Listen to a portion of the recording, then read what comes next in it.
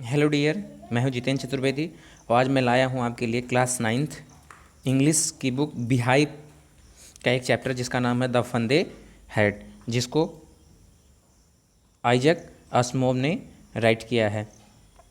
इस पाठ में आइजक असिमोव भविष्य में होने वाले शिक्षा के क्षेत्र में परिवर्तन के बारे में बताना चाहते हैं। ये कहते हैं कि यदि मानव ऐसे निरंतर विकास के पथ पर आगे बढ़ता रहा तो भविष्य में शिक्षा के क्षेत्र में क्या बदलाव होगा, अर्थात लोग किस माध्यम से शिक्षा को ग्रहण करने का प्रयास करेंगे।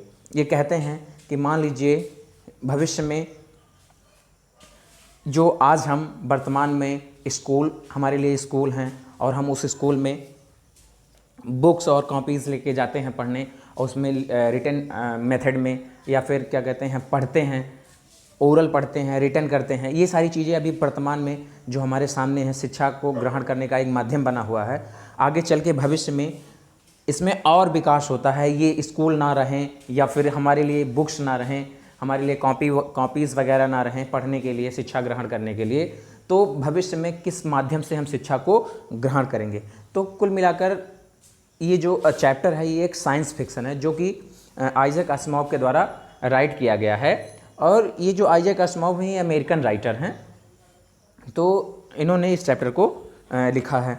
तो एक चीज़ मैं आप लोगों को और बता देना चाहता हूँ कि इस 2020-21 के सत्र में चाहे वह यूपी बोर्ड हो चाहे सीबीएसई बोर्ड हो, सब में एनसीईआरटी की पुस्तकें ही प्रिस्क्राइब कराई गई हैं, अर्थात हमको एनसीईआरटी की पुस्तकें ही पढ़नी हैं। और बेसिकली यूपी बोर्ड के विद्यार्थियों के लिए एक प्रकार का बहुत इंपॉर्टेंट मैसेज है कि उन्हें भी अब सिलेबस परिवर्तित करके पढ़ना है, अर्थात पहले माध्यमिक शिक्षा परिषद उत्तर प्रदेश की जो पुस्तकें होती थीं, जो प्रिस्क्राइब कराई जाती थी, वो पढ़ना होता था, लेकिन अब वर्तमान में उन्हें एनसीईआरटी की पुस्तकें पढ़नी हैं। तो इसलिए उस एनसीईआरटी की पुस्तकों में क्लास 9th का एक इंग्लिश की बुक है बिहाइव और एक बुक होगी मूवमेंट्स। तो बिहाइव का पहला चैप्टर है द फंदे हेड, उसको मैं आज आपको पढ़ाने वाला हूँ। इसको आइजक असिमोव ने राइट किया है। तो हम टेक्स्ट पे आते हैं।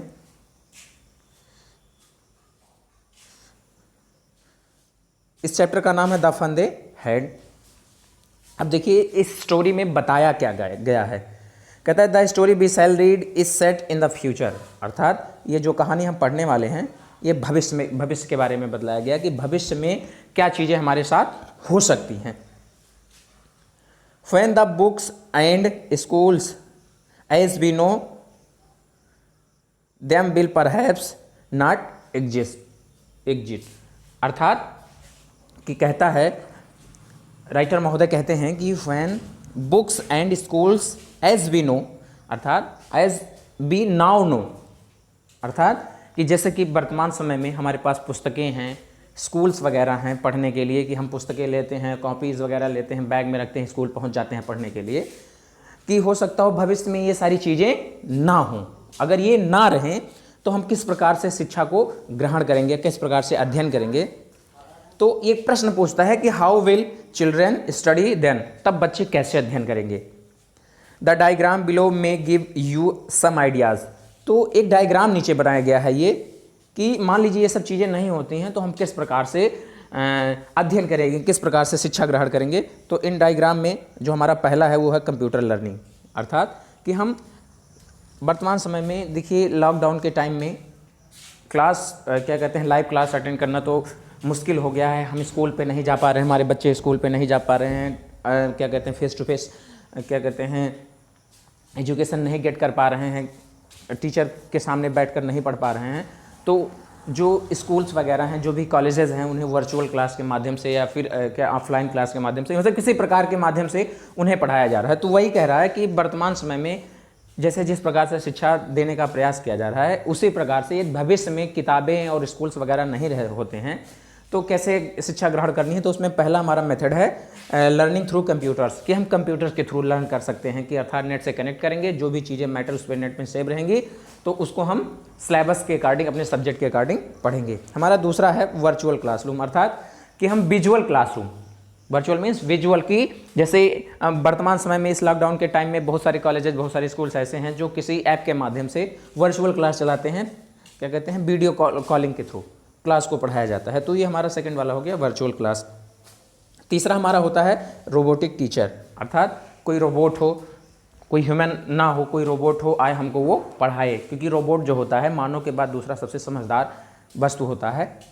तो क्योंकि उसमें केवल जीव नहीं होती है, अर्थात जान नहीं होता है, बाकी सारी चीज़ें ह्यूमन की तरह ही वो मतलब क्या कहते हैं कंट्रोल करता है, सभी एक्टिविटी सब ह्यूमन की तरह ही होती हैं लगभग।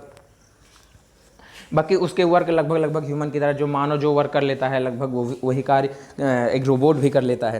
तो ये हमारा तीसरा मेथड हो गया। चौथा मूविंग ई टेक्स्ट, अर्थात ई टेक्स्ट की तरफ, कि मतलब हमारे पास ऑफलाइन बुक वगैरह ना हो तो हम कंप्यूटर के थ्रू सिलेबस, अभी प्रेजेंट टाइम में भी आप जानते हैं कि नेट के माध्यम से, गूगल के माध्यम से आप सभी एनसीईआरटी की बुक्स को अपलोड कर सकते हैं, उसके चैप्टर्स को पढ़ सकते हैं। तो ये चीज़ें इसको ई बुक टेस्ट के ई टेक्स्ट के माध्यम से उसको मतलब हम क्या करते हैं आप लोगों के पास तक पहुंचाते हैं, या फिर नेट के थ्रू आप उसको गेट करते हैं। तो इस प्रकार से ये हमारा मेथड था, 4 मेथड था फ्यूचर में एजुकेशन को गेट करने का। तो अब अगला हमारा है, कहता है कि 2 क्वेश्चन हमें दिया गया है नीचे, एक ये। इसमें बताया गया है कि कहता है in pairs discuss 3 things that you like best about your school and 3 things about your school that you would like to change, write them down. तो कहता है कि मतलब 3 ऐसी चीज़ों के बारे में अपने स्कूल के बारे में बताइए जो आपको बहुत पसंद हो, और 3 ऐसी चीज़ें भी बताइए जो आपको नापसंद हो, अर्थात उसको पसंद नहीं करते हैं, उसे आप बदलना चाहते हैं। तो अब हमारा दूसरा क्वेश्चन है कि have you ever read words on the television screen, can you imagine a time when all books will be on computer and there will be no books printed on paper, would you like such books better? कहते हैं कि क्या आपने कभी television screen पे या computer screen पे शब्दों को पढ़ा है?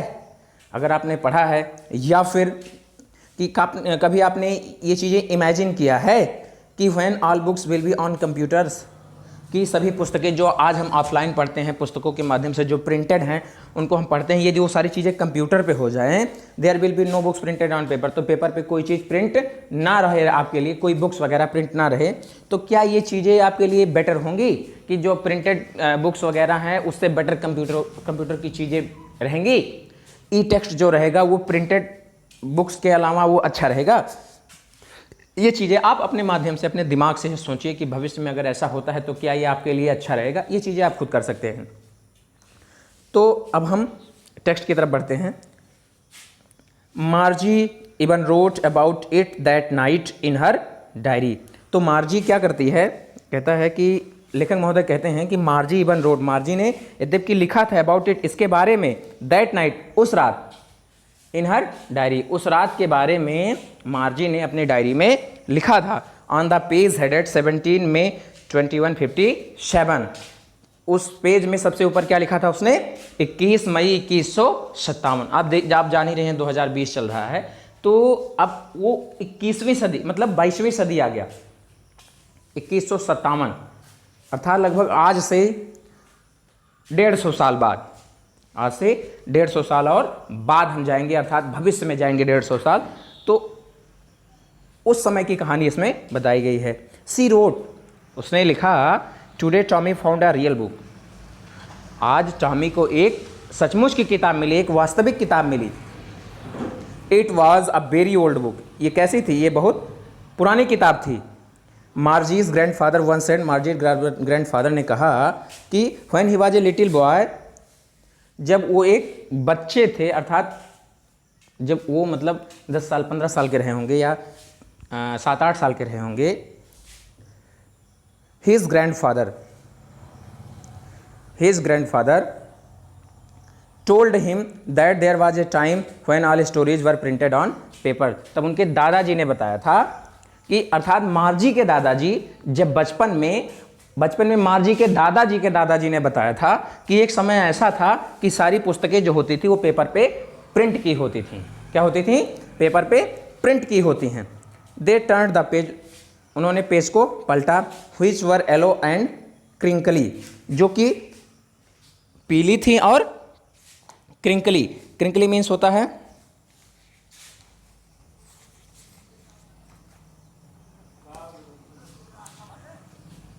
क्रिंकली मीन्स होता है मुड़ा, यानी सिलवटदार, अर्थात जिसमें झुर्रिया टाइप की पड़ जाए। जैसे किताबें बहुत ज़्यादा पुरानी हो जाती हैं तो एकदम मतलब क्या कहते हैं, प्लेन नहीं होती हैं, पेज वगैरह क्या होते हैं, सिकुड़ वगैरह जाते हैं, है ना, तो उसको क्रिंकली कहते हैं। तो सिकुड़न सी हो जाती है पेजों में, क्या कहते हैं, सिलवट हो जाती है ना, तो उसे क्रिंकली, अर्थात उसके पेज कैसे थे, येलो थे, पीले थे और सिलवटदार थे। And it was awfully funny to read words, और ये क्या था कि अगर and it was awfully funny to read words, कि एकदम विचित्र था उनमें लिखे शब्दों को पढ़ना, एक प्रकार से एकदम विचित्रता का भाव कि मतलब बताइए ऐसे लिखा जाता है। अब भाई भविष्य में जो चीज़ें आप नहीं देखे रहेंगे तो उसके बारे में आप क्या करेंगे, यही तो सोचेंगे कि क्या भविष्य में ऐसा भी होता था। तो एकदम फुल ऑफ सरप्राइज, उसको पढ़ना जो था, उसके शब्दों को पढ़ना, वो क्या था, फुल ऑफ सरप्राइज था।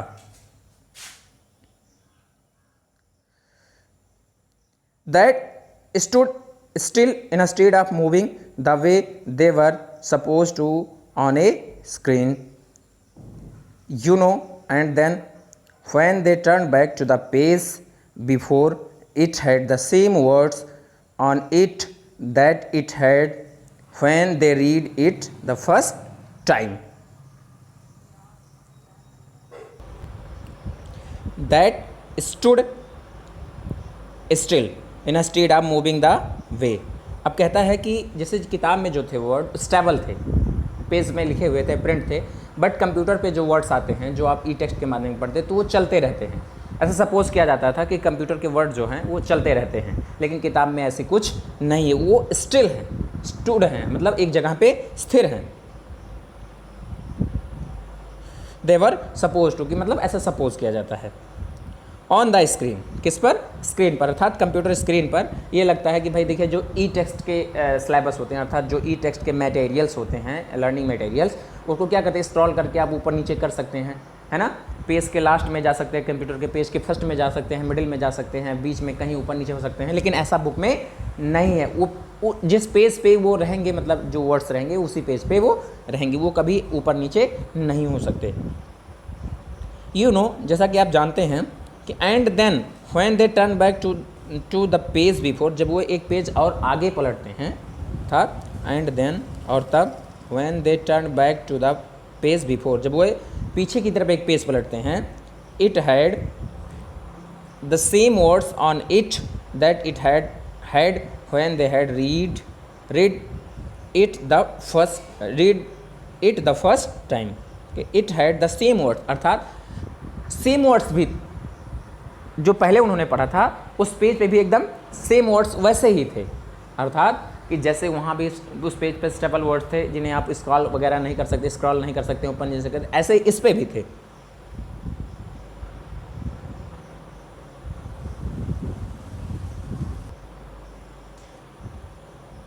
That it had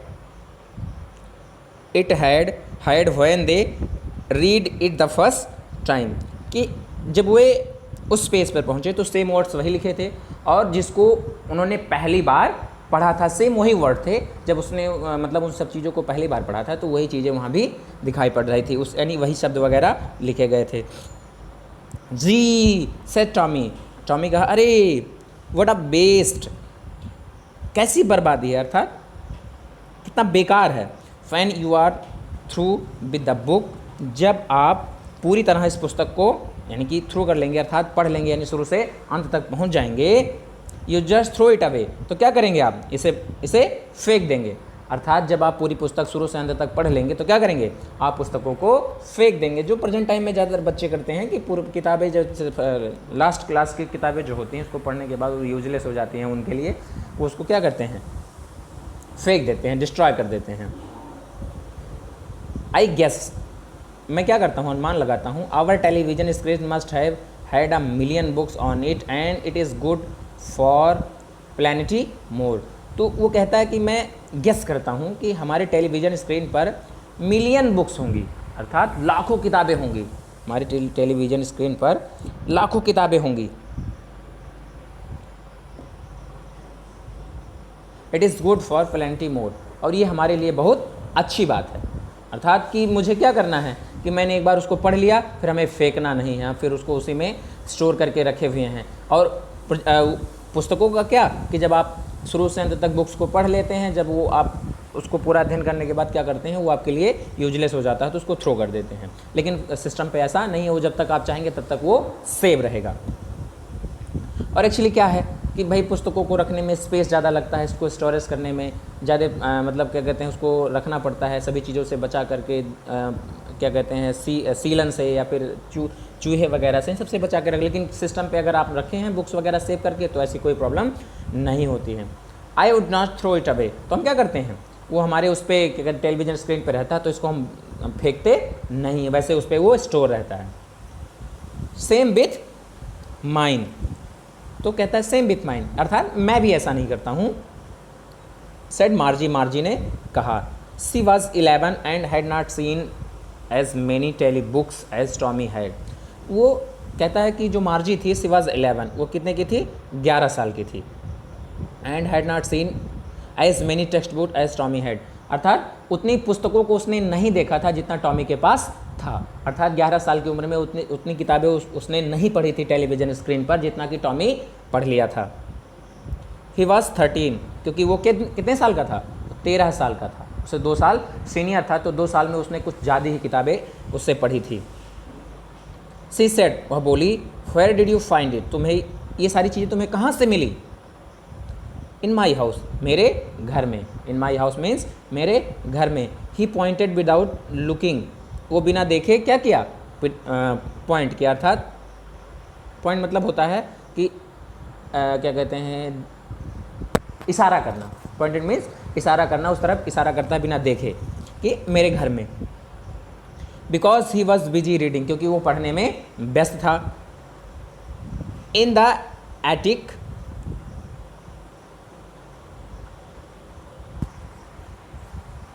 what is it about?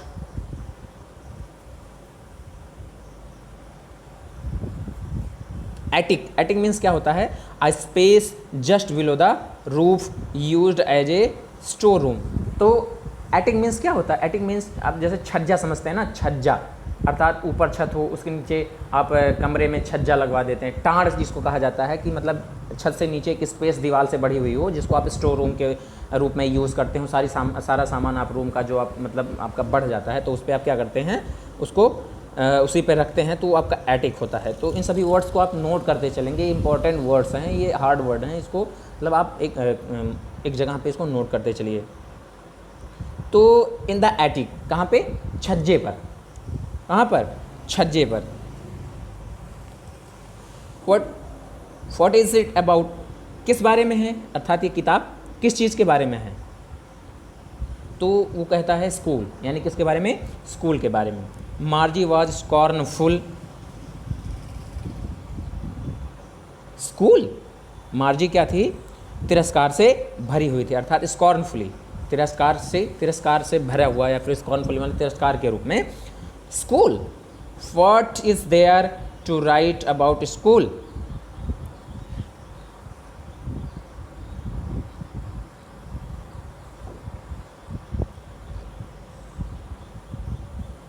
What is there to write about school, अर्थात what is there to write, अर्थात क्या है लिखने के लिए। to write मतलब लिखने के लिए, about school अर्थात स्कूल के बारे में लिखने के लिए क्या है। I hate school, मैं स्कूल के बारे में अर्थात स्कूल से क्या करती हूँ, घृणा करती हूँ। I hate school मतलब मैं स्कूल से घृणा करती हूँ। मार्जी ऑलवेज हेटेड स्कूल, मार्जी हमेशा से स्कूल से हेट करती थी, मार्जी को स्कूल पसंद नहीं था। But now see hated it more than ever, लेकिन अब क्या है कि वो पहले से ज़्यादा घृणा करने लगी स्कूल से, कि पहले अगर थोड़ा बहुत कम करती थी तो अब और उससे ज़्यादा करने लगी। The mechanical teacher had been giving her test after test in geography and she had been doing worse and worse until her mother had shaken her head sorrowfully and sent for the county inspector। तो क्या होता है कि जो उसके क्या कहते हैं मैकेनिकल टीचर हैं, जो यांत्रिक के अध्यापक हैं, मैकेनिकल टीचर, वो क्या करते हैं, उसे टेस्ट दे रहे थे बार बार, मतलब अर्थात उसका टेस्ट ले रहे, giving her test after test, कि एक के बाद एक टेस्ट ज्योग्राफी में उससे ले रहे थे। And she had been doing worse and worse, वो हमेशा गलत ही करती थी, अर्थात क्या करती थी, वो खराब से खराब किए जा रही थी, कि जब भी वो परीक्षा देती थी तो उसका सही नहीं होता था कुछ, तो हर बार वो कुछ ना कुछ यानी पहले से ज़्यादा खराब करती जाती थी।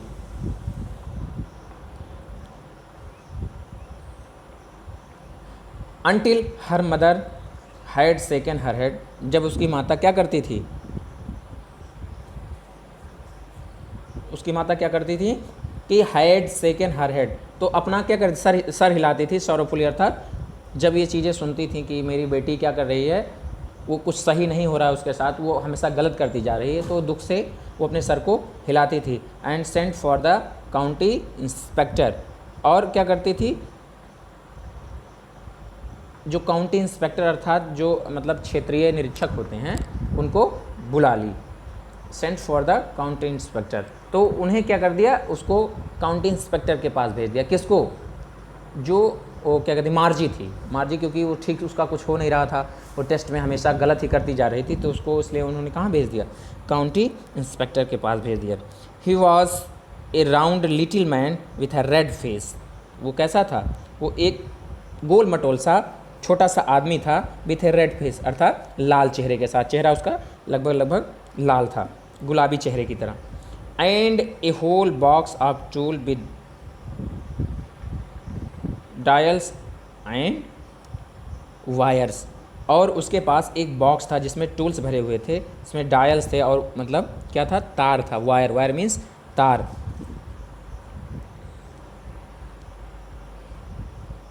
ही स्माइल्ड एट मार्जी, वो मार्जी को देखकर स्माइल किया यानी मुस्कुराया। And gave her an apple, और उसे क्या दिया, एक सेब दिया। Then took the teacher apart, तब उस टीचर ने उसे कहाँ ले गया, बाहर ले गया। Margie had hoped he would not know how to put it together again, Margie had hoped, Margie ने क्या किया, मार्जी को आशा किया, यानी कि मार्जी हैड होप्ड मतलब मार्जी ने आशा किया कि ही वुड नॉट नो, वो नहीं जानेगा, how to put it together again, कि इसे एक साथ दोबारा कैसे रखना है।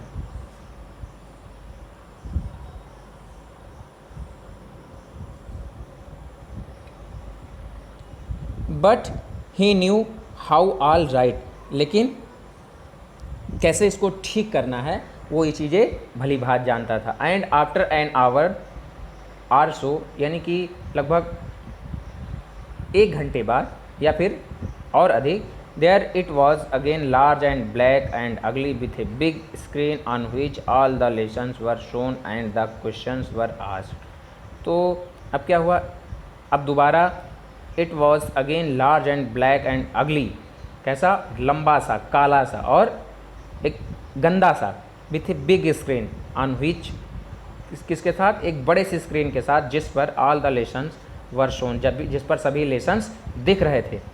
And the questions were asked, और जिसमें सारे प्रश्न पूछे जा रहे थे। That was not so bad, जो कि